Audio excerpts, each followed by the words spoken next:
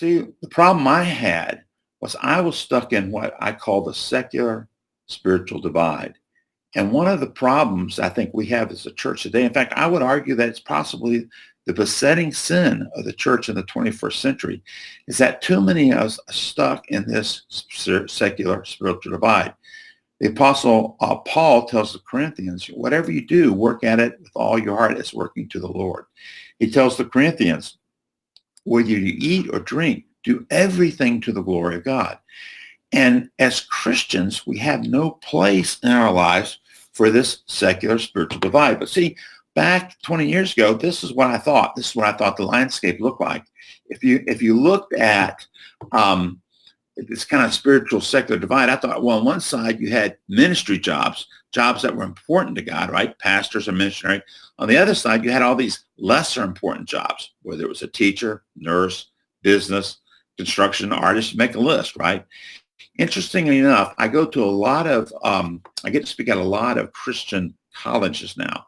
And one of the things I do when I open my lectures, I often ask them this question. I say, think about what you did yesterday. And I'd ask you the same question today in the audience.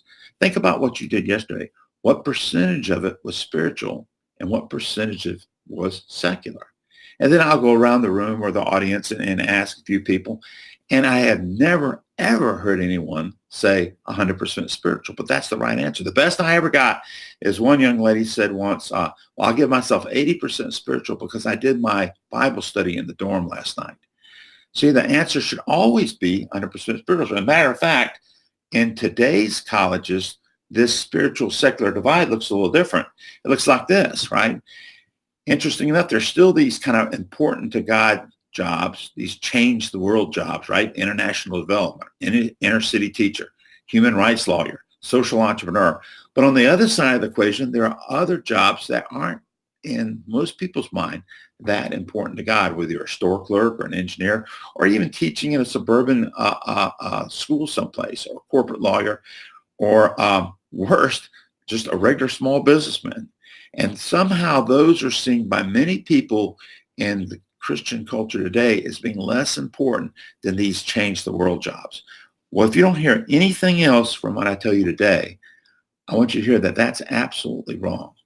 God cares about what you do, no matter what your job is, no matter how, quote, creative it may be or uncreative it may be, given from the world's perspective.